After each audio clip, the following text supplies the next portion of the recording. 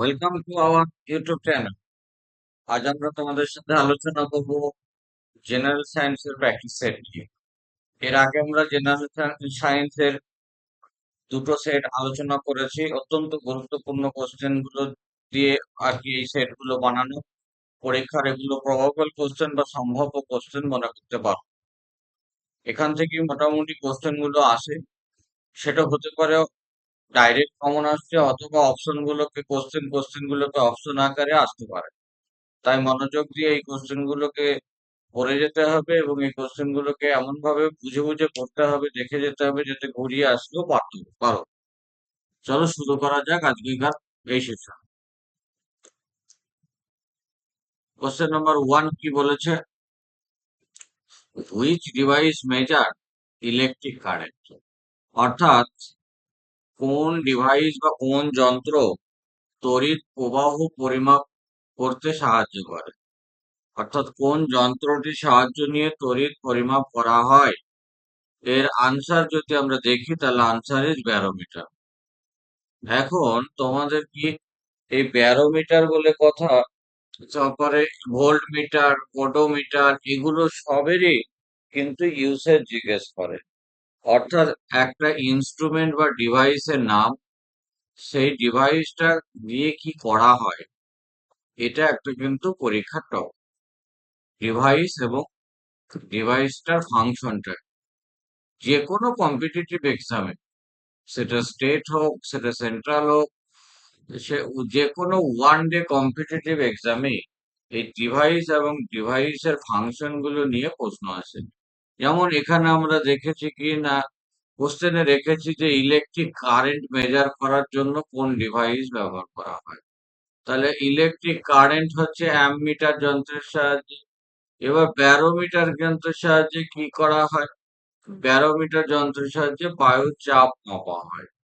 তাহলে volt metre যন্ত্রের সাহায্যে কি হয় না, পোটেনশিয়াল ডিফারেন্স বা বিভব পার্থক্য মাপা হয়। এইভাবে তোমাকে প্রত্যেকটা অপশন মনে রাখতে হবে যে কোন ডিভাইসটা কোন কাজে ব্যবহৃত হয়। নেক্সট কোশ্চেন নাম্বার 2, এটা এক্সপ্লেনেশনটা আমরা একটু দেখে নেব। যে অ্যামমিটার, কোশ্চেন নাম্বার 1 এর আনসার আমরা পেয়েছি অ্যামমিটার। অ্যামমিটার হলো এমন একটি যন্ত্র যা অ্যাম্পিয়ার এককে তড়িৎ প্রবাহ পরিমাপ করতে ব্যবহৃত হয়। এটা বর্তনীতে এটা একটা খুব ইম্পর্টেন্ট, শ্রেণী সমবায়ে যুক্ত থাকে। তাহলে অ্যামমিটার বর্তনীতে সর্বদা শ্রেণী সমবায়ে যুক্ত থাকে। শ্রেণী সমবায়ে যুক্ত থাকে মানে কানেক্টেড ইন সিরিজ। তাহলে কিসে কানেক্টেড থাকে? Connected in series in a circuit. আর যে একটু আগে আমি এক্সপ্লেন করলাম, যেটা ভোল্ট মিটার কি কাজে লাগে? বিভব পার্থক্য মাপতে। ব্যারোমিটার কি করে? বায়ুমণ্ডলের চাপ। আর ওডোমিটার কি করে না, অতিক্রান্ত দূরত্ব মেজার করে। তাহলে তিনটে অপশন আমরা, যেটা উত্তর হবে না এরকম তিনটে অপশনও জানলাম, আবার যেটা আনসার সেটাও, আনসারটা সম্বন্ধেও দু একটা ইনফরমেশন জেনে নিলাম। Next question, what is the SI unit of pressure? তাহলে প্রেসার বা চাপের এসআই একক কি? এখানে চাপের একক হলো কি বলো, এসআই একক হলো পাস্কাল। তাহলে আমরা জানি যে মোটামুটি আমাদের এই এসআই ইউনিটটাই মেনলি জিজ্ঞেস করে। ওয়ার্কের এসআই ইউনিট কি, চাপের এসআই ইউনিট কি, এরকম তোমাকে স্মল জি এসআই ভ্যালু কত, এসআই ইউনিট কি, অর্থাৎ এইভাবে তোমাকে জিজ্ঞেস করবে অনেক কটা এসআই ইউনিট, সেগুলো রেডি করতে হবে। তাহলে কোশ্চেন নাম্বার 2 এর এক্সপ্লেনেশন যদি আমরা দেখি, বলছে তাই SI unit of pressure is Pascal. এটা কি না, 1 নিউটন পার 1 স্কোয়ার মিটার। অর্থাৎ চাপের এসআই একক হলো পাস্কাল, যা প্রতি বর্গমিটার 1 নিউটন বল প্রয়োগের সমান। আচ্ছা, অপশনে ছিল ওয়াট যেটা ক্ষমতার একক, নিউটন ছিল যেটা বলের একক, আর হার্জ যেটা কম্পাঙ্কের একক। তাহলে একটা হচ্ছে কম্পাঙ্কের একক, একটা হচ্ছে বলের একক, আর একটা ওয়াট হচ্ছে ক্ষমতার একক। কিন্তু পাস্কাল কিসের একক বলো? পাস্কাল হচ্ছে চাপের একক। তাহলে আমরা মনে রাখবো কিভাবে, যে চারটেই কিন্তু এসআই ইউনিট। পাস্কাল কিসের একক? চাপের ইউনিট। ওয়াট কিসের একক? ক্ষমতার একক। নিউটন কিসের একক? বলের একক। আর হার্জ হলো কম্পাঙ্কের একক। Question number 3, which mirror is used as a vehicle rear view mirror? Very very important question, এটা খুব কনফিউশন হয় স্টুডেন্ট মহলে। এটা যানবাহনের রিয়ার ভিউ বা পশ্চাৎ দর্শন বা আয়না যেটা আমরা হিসাবে ব্যবহার করি, ওটা কি ধরনের লেন্স থাকে বা কি ধরনের মিরর? এখন স্টুডেন্টদের মধ্যে কনফিউশন বাইফোকাল মিররটা হয় না, হয় এখন এই দুটো নিয়ে, একটা কনভেক্স মিরর আর একটা হচ্ছে কি বলো, কনকেভ মিরর। তাহলে আনসার এখানে কি হবে? আনসার অবশ্যই হবে উত্তল দর্পণ বা কনভেক্স মিরর। এখানে অবতল দর্পণ বা কনকেভ মিরর আনসার হবে না। তাহলে এর এক্সপ্লেনেশনটা আমরা একটু দেখে নেব। A convex mirror provide a wider field of view and form virtual erect and diminished image of traffic behind the vehicle. অর্থাৎ কনভেক্স মিরর বা উত্তল দর্পণ বিস্তৃত দৃষ্টিক্ষেত্র প্রদান করে এবং পেছনের বস্তু অসদ সমশীর্ষ খর্বকায় প্রতিবিম্ব গঠন করে চালককে পেছনের রাস্তা দেখতে সাহায্য করে। চলো next question. Fuse wire is made of an alloy of, very very important question. Fuse alloy বা এটা একটা একটা অ্যালয়, তা ফিউজ ওয়্যার কি দিয়ে তৈরি হয়? কোন সংকর ধাতু দিয়ে ফিউজ তার তৈরি হয়? তোমরা জানো এটা টিন এবং সীসা বা লেড। এর আনসার টিন অ্যান্ড লেড। তাহলে এক্সপ্লেনেশনটা আমরা দেখবো। বলছে fuse wire is made of an alloy of tin and lead. এখন যেভাবে কম্পিটিশন বাড়ছে, টিনের পার্সেন্টেজ কত এবং লেডের পার্সেন্টেজ কত সেটাও কোনদিন জিজ্ঞেস করতে পারে। তাহলে টিন হচ্ছে এখানে কি আছে বলো, মোর পার্সেন্টেজ। তাহলে এখানে যেটা আছে সেটা হচ্ছে টিন হচ্ছে মোর পার্সেন্টেজ আর লেড হচ্ছে কি না লেস পার্সেন্টেজ। এখন টিন আর লেড দিয়ে তৈরি হয় কি না ফিউজ ওয়্যার। তাই ফিউজ ওয়্যারকে আমরা বলতে পারি ইজ এ কম্বিনেশন অফ কিসের বলো, tin and lead. This combination offer a low melting point, এটা খুব important, and high resistance. Very very important যে টিন এবং লেডের সংকর ধাতু ব্যবহার করা হয় কেন। আবার এখানে জিজ্ঞেস করতে পারে যে তার মেল্টিং পয়েন্ট হাই, মানে এরকম দেবে ফিউজ তারের বৈশিষ্ট্য কি বা ফিউজ ওয়্যারের কাজ কি, ফাংশন অফ ফিউজ ওয়্যার। তখন তো তোমরা জানো যে ফিউজ ওয়্যারের ফাংশনটা কি বা কেন এই কাজটা করে।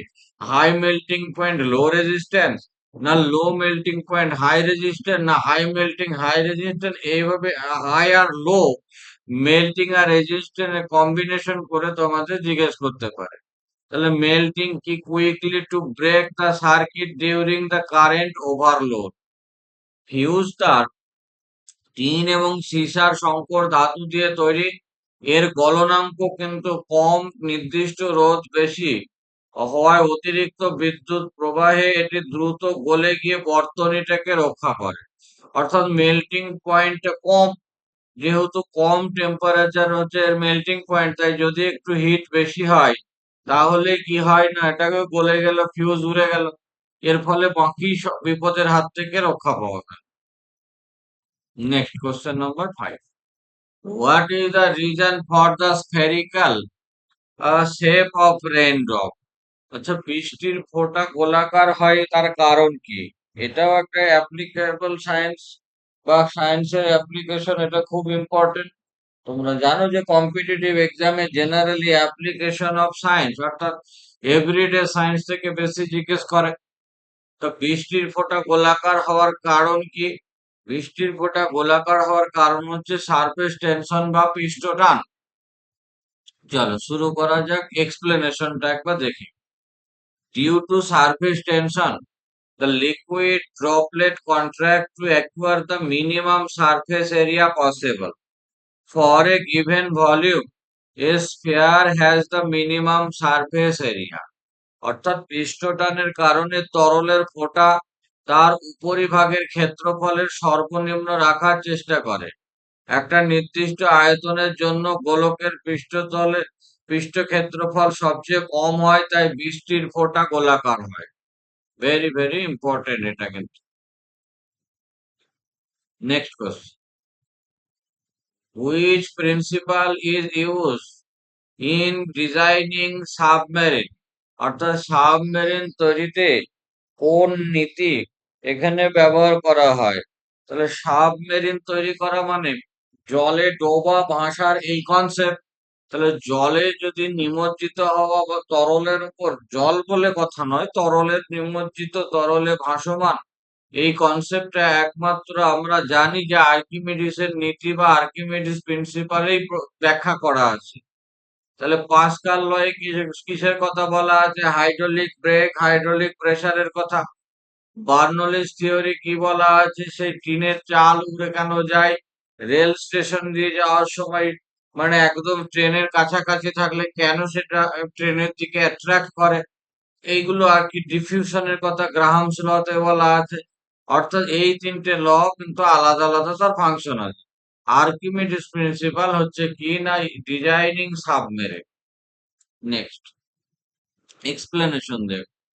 Submarine works on Archimedes' principle by filling or emptying ballast tank with water. A submarine changes its overall density and buoyant force to dive or surface. অর্থাৎ সাবমেরিন আর্কিমিডিসের নীতির উপর ভিত্তি করে কাজ করে। ব্যালাস্ট ট্যাঙ্ক জলপূর্ণ বা খালি করে সাবমেরিনে নিজের গড় ঘনত্ব বা প্লবতা নিয়ন্ত্রণ করে জলে ডোবে, টাইম টাইম আবার ভেসে ওঠে। চলো next question, working of the atom bomb is based on. এটাও কনফিউজিং খুব কোশ্চেন। অ্যাটম বম কিসের উপর ভিত্তি করে বানানো হয়? মানে পরমাণু বোমার কার্যনীতি কিসের উপর ভিত্তি করে গঠিত? Answer is nuclear fission. Nuclear fusion কিন্তু নয়। এখানে সানের যে সূর্যের যে রিয়াকশন, এই সান বা সূর্যে যে কি না অনবরত আমরা জানি যে হাইড্রোজেন আর হিলিয়ামের যে রিয়াকশন, এগুলো সব সানে হয়। এই সানে যে কাজটা হয় সেটা হচ্ছে নিউক্লিয়ার কি বলো ফিউশন। কিন্তু atom bomb is based on nuclear fission. অর্থাৎ নিউক্লিয়ার ফিশনের উপর বেস করেই কিন্তু অ্যাটম বম গঠন করা হয়। এক্সপ্লেনেশন দেখবো আমরা একবার। The atom bomb operate on an uncontrol nuclear fission. এই নিউক্লিয়ার ফিশনকে কিন্তু আরেক কথায় আমরা কি বলি? শৃঙ্খল বিক্রিয়া বা চেইন রিয়াকশন। তাকে আমরা কি বলি বলো? চেইন রিয়াকশন বা শৃঙ্খল বিক্রিয়া। অর্থাৎ এখানে কি করে না, splitting heavy nuclei like uranium 235। যে hydrogen bomb on the other hand use nuclear fusion, যেটা আমি আগেই বললাম। পরমাণু বোমা হলো অনিয়ন্ত্রিত নিউক্লিয় বিভাজন বিক্রিয়ার উপর ভিত্তি করে কাজ করে। অন্যদিকে হাইড্রোজেন বোমা নিউক্লিয় সংযোজনের উপর ভিত্তি করে কাজ করে। যে ইউরেনিয়াম 235 বা প্লুটোনিয়ামের বিভাজন একটা example. Next question, which gas is known as লাফিং গ্যাস? তোমরা জানো যে পরীক্ষাতে এরকম জিজ্ঞেসই করে, এরকম না কোন একটা গ্যাসের আদার নাম কি আছে। ব্লু ভিট্রিয়ল কাকে বলে? গ্রিন ভিট্রিয়ল কাকে বলে? ফিলোজফার উলস কাকে বলে? লাফিং গ্যাসের মানে রাসায়নিক নাম বা কোন গ্যাসটাকে রাসায়নিক, মানে কোন গ্যাসটাকে লাফিং গ্যাস বলে? ব্লিচিং পাউডারের অরিজিনাল নাম কি? এরকম তোমাদের জিজ্ঞেস করে। তাহলে আমরা সেই টাইপের একটা স্যাম্পল কোশ্চেন বলতেই পারি যে লাফিং গ্যাস কি নামে, মানে লাফিং গ্যাস নামে পরিচিত, সেটা আসলে কি গ্যাস? তাহলে তার আনসার হবে অবশ্যই নাইট্রাস অক্সাইড। নাইট্রাস অক্সাইড হলো কি বলো, তাকে আমরা লাফিং গ্যাস বলি। এক্সপ্লেনেশনটা আমরা একবার দেখব। Nitrous oxide is commonly called laughing gas. It produces euphoric effect when inhaled and used as anesthetic in dentistry and surgery. অর্থাৎ নাইট্রাস অক্সাইডকে লাফিং গ্যাস বলা হয়। এটা প্রশ্বাসের সাথে গ্রহণ করলে হালকা উদ্দীপনা সৃষ্টি করে। চিকিৎসা ও দন্ত চিকিৎসায় এটি চেতনা বেলক হিসাবে ব্যবহৃত হয়। Next question, which gas is known as Mars gas? তাহলে মার্স গ্যাস কাকে বলা হয়? মার্স গ্যাস কাকে বলা হয়, যেমন এর আগে দেখলাম লাফিং গ্যাস কাকে বলা হয়, এরকম মিথেনের আর এক নাম হচ্ছে কি বললো, মার্স গ্যাস। তাহলে কোন গ্যাসটি মার্স গ্যাস নামে পরিচিত? মিথেন হচ্ছে মার্স গ্যাস নামে পরিচিত। Methane is known as Mars gas because it is formed by the anaerobic decay of vegetation and organic matter in marshy swampy area। আচ্ছা, মিথেনকে মার্স গ্যাস বলা হয় কারণ এটি জলাভূমি বা আর্দ্র এলাকায় জৈব পদার্থের অবাধ পচনের ফলে প্রাকৃতিকভাবে উৎপন্ন হয়। তাহলে একে মার্স গ্যাস বলা হয়, এটা ঠিক আছে, আসছে পরীক্ষায়। কিন্তু আগামী দিনে মিথেনকে মার্স গ্যাস কেন বলা হয় তার কারণটাও আসতে পারে। তার কারণ কিন্তু খুব স্পষ্ট এখান থেকে। এটি জলাভূমি বা আর্দ্র এলাকায় জৈব পদার্থের অবাধ পচনের ফলে প্রাকৃতিকভাবে উৎপন্ন হয়, সেই কারণে মিথেনকে বলা হয় কি বলো, Mars gas. Next question, question number 10, which acid is used in car batteries?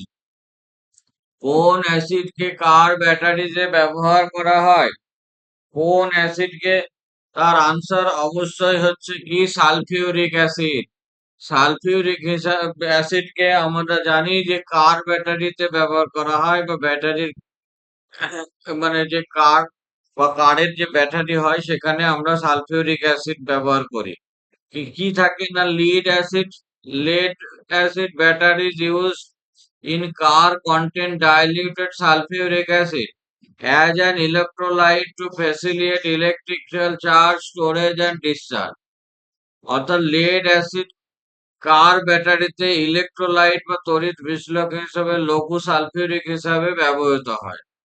তাহলে আমরা এর এক্সপ্লেনেশনটা দেখেছি। Next question, process use to synthesise ammonia. অর্থাৎ অ্যামোনিয়া সংশ্লেষণের জন্য কোন পদ্ধতি ব্যবহৃত হয়? তাহলে অ্যামোনিয়া সংশ্লেষণের জন্য যে পদ্ধতি ব্যবহার করা হয় আমরা জানি, তার আনসার হেবার্স প্রসেস। হেবার প্রসেসে অ্যামোনিয়া কি করা হয় বলো, সংশ্লেষ করা হয়।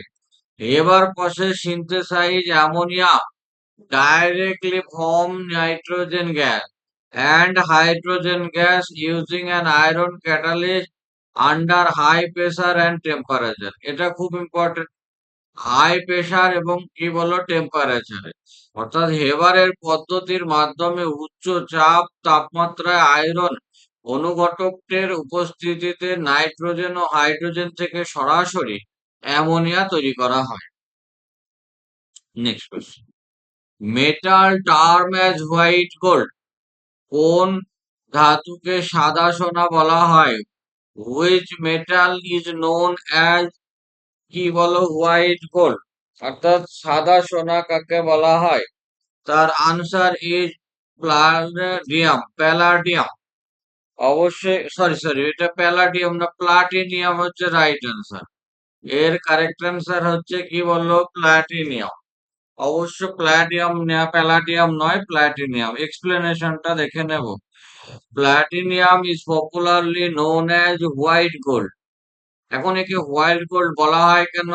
Because of it silvery white lustre, high value, rarity and exceptional resistance to corrosion. প্লাটিনামকে এর রূপালী সাদা উজ্জ্বলতা, উচ্চ মূল্য, বিরলতা এবং ক্ষয়রোধী বৈশিষ্ট্যের কারণে একে কিন্তু সাদা সোনা বলা হয়। Which organelle is known as the suicidal bag of the cell. অর্থাৎ কোষের আত্মঘাতী থলি কাকে বলা হয়? কোষের আত্মঘাতী থলি বলা হয় কাকে? না, লাইসোজোমকে। কোষের আত্মঘাতী থলি লাইসোজোমকে বলা হয়। এক্সপ্লেনেশনটা দেখবো আমরা। বলছে lysosome contain digestive hydrolytic enzyme. If a cell get damage Lysosome burst and release enzyme that digest the cell itself, earning the name suicidal bag. অর্থাৎ লাইসোজোমে পাচক হাইড্রোলিটিক এনজাইম থাকে। কোষ ক্ষতিগ্রস্ত হলে লাইসোজোম ফেটে গিয়ে এনজাইম নিঃসৃত করে সম্পূর্ণ কোষকে হজম বা ধ্বংস করে নেয়, তাই তাকে আত্মঘাতী থলি বলা হয় বা সুইসাইডাল ব্যাগ বলা হয়। কোশ্চেন নম্বর 14 বলছে which metal is present in chlorophyll. কোন মেটাল ক্লোরোফিলে, কোন মেটাল ক্লোরোফিলে পাওয়া যায়, অর্থাৎ ক্লোরোফিলে কোন ধাতু উপস্থিত থাকে। Answer is magnesium. Answer is magnesium. চলো এক্সপ্লেনেশনটা দেখবো আমরা একটু। Magnesium form the central atom of the porphyrin ring structure in chlorophyll, which absorb light energy during photosynthesis. ক্লোরোফিলের কেন্দ্রীয় ধাতব আয়ন হলো ম্যাগনেসিয়াম, যা সালোক সংশ্লেষ প্রক্রিয়ায় উদ্ভিদের আলোক শক্তি শোষণে সহায়তা করে। Next question, who discovered the electron. Electron কে ডিসকভার করেছে। Answer is J J Thomson. Electron কে আবিষ্কার করেছে। Answer is J J Thomson. Sir J J Thomson discover electron in 1897 through cathode rays experiment. Rutherford কি করেছে, nucleus and proton. আর Chadwick discover করেছে কি না, নিউট্রন। তাহলে 1897 সালে ক্যাথোড রশ্মি পরীক্ষার মাধ্যমে sir J J Thomson electron আবিষ্কার করেন। রাদারফোর্ড প্রোটন ও নিউক্লিয়াস, স্যাডউইক কি করেছে, নিউট্রন আবিষ্কার করেছে। Next question, which gas is field in electric light bulb. অর্থাৎ বৈদ্যুতিক বাল্বে কোন গ্যাস থাকে। তোমরা জানো যে বৈদ্যুতিক গ্যাসে যেটা থাকে সেটা হচ্ছে মার্কারি ভেপার এবং আর্গন। তাহলে আনসার ইজ কি বলো, আর্গন। এক্সপ্লেনেশনটা আমরা একটু দেখবো। Inert gas like argon often mixed with nitrogen are filled in bulb to prevent oxidation and evaporation of the hot tungsten filament. অর্থাৎ আর্গন একটা নিষ্ক্রিয় গ্যাস যা উচ্চ তাপমাত্রায় টাংস্টেন ফিলামেন্টকে জারণ ও বাষ্পীভবন থেকে রক্ষা করতে বৈদ্যুতিক বাল্বে ভরা হয়। Next question, who discover the penicillin antibiotic. Penicillin antibiotic কে আবিষ্কার করেছে। এটাও খুব গুরুত্বপূর্ণ কোশ্চেন। এর answer is Alexander Fleming. Penicillin antibiotic কে আবিষ্কার করেন আলেকজান্ডার ফ্লেমিং। অর্থাৎ sir Alexander Fleming discover penicillin in 1928 from the fungus penicillium notatum, marking the beginning of modern antibiotic. 1928 সালে sir Alexander Fleming penicillium notatum নামক ছত্রাক থেকে প্রথম অ্যান্টিবায়োটিক পেনিসিলিন আবিষ্কার করেন। Next question, typhoid fever is caused by. তাহলে এখন বলছে যে টাইফয়েড কিসের কারণে রোগটা হয়। তোমরা যে এর আগেও রেডি করেছো যে ভাইরাস গঠিত রোগ, ব্যাকটেরিয়া গঠিত রোগ, প্রোটোজোয়া গঠিত রোগ। তাহলে ভাইরাস, ব্যাকটেরিয়া, প্রোটোজোয়া এবং ফাঙ্গাল গঠিত রোগ। তো এই যে ভাইরাসের কারণে কি কি রোগ হয় তার একটা লিস্ট তোমাদের রেডি থাকতে হবে। ব্যাকটেরিয়ার কারণে কি কি রোগ হয়, প্রোটোজোয়ার কারণে কি কি রোগ হয়, ফাঙ্গাসের কারণে কি কি রোগ হয়। এগুলো যদি একটা মেমোরাইজ থাকে তাহলে এই প্রশ্ন উত্তর বলাই যাবে। তা টাইফয়েড কিসের কারণে হয়, আমরা জানি যে টাইফয়েড ব্যাকটেরিয়া ঘটিত রোগ। এক্সপ্লেনেশনটা আমরা দেখবো। ব্যাকটেরিয়ার নামটা কি না, সালমোনেলা টাইফি। অর্থাৎ typhoid fever is cause by the pathogenic bacteria Salmonella typhi, transmitted through contaminated food or water. অর্থাৎ টাইফয়েড জ্বর সালমোনেলা টাইফি নামক ব্যাকটেরিয়ার সংক্রমণ ঘটে, যা সাধারণত দূষিত জল বা খাবারের মাধ্যমে মানবদেহে ছড়ায়। Next question, buccal cavity is a component of which organ system? মুখ বিবর কোন অঙ্গতন্ত্রের একটা অংশ?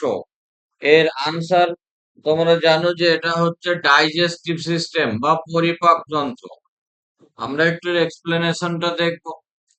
বলছো বাকাল ক্যাভিটি বা mouth is the initial part of the human digestive system where found ingestion, chewing and carbohydrate digestion begin.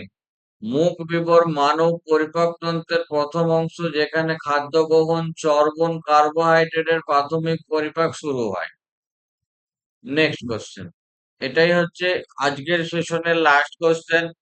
তোমরা এর আগেও দেখেছো দুটো সেশন আমরা শুরু করেছি, মানে একটা হচ্ছে মিসেলেনিয়াস প্রিলিমিনারি কে কেন্দ্র করে বা মিসেলেনিয়াস প্রিলিমিনারি কে টার্গেট করে লক্ষ্য করে আমরা জেনারেল স্টাডিজ এর একটা সেট, এবং সাথে আমরা যেটা শুরু করেছি সেটা হচ্ছে ম্যাথের প্র্যাকটিস সেট। তার সাথে প্যারালালি আমরা সায়েন্সটাও শুরু করেছি। সায়েন্সের এটা তৃতীয় সেট। এর আগে সায়েন্সের দুটো সেট অলরেডি হয়ে গেছে। যারা প্রথম দুটো সেট দেখোনি তারা প্রথম দুটো সেটও দেখে নিও, তারপর এটা দেখো। আর এটা খুব অত্যন্ত গুরুত্বপূর্ণ কোশ্চেন সেট নিয়ে বানানো সেট, যেগুলো তোমরা বিভিন্ন এক্সামে হুবহু কমন পেতে পারো। Which of the following is an example of ball and socket joint in the human? এর আনসার ইজ, আচ্ছা, নিচের কোনটি মানুষের বল ও সকেট সন্ধির উদাহরণ? আনসার ইজ নিতম্বের সন্ধি বা হিপ জয়েন্ট। তাহলে আমরা একটু এর আনসারটার এক্সপ্লেনেশন দেখে নেব। The hip joint are classic example of ball and socket joint, allowing rotational movement in all direction. তাহলে হিপ জয়েন্ট এবং কাঁধের জয়েন্ট হলো বল ও সকেট সন্ধির উৎকৃষ্ট উদাহরণ, যা সমস্ত অভিমুখে আবর্তনের স্বাধীনতা প্রদান করে। Thank you for watching my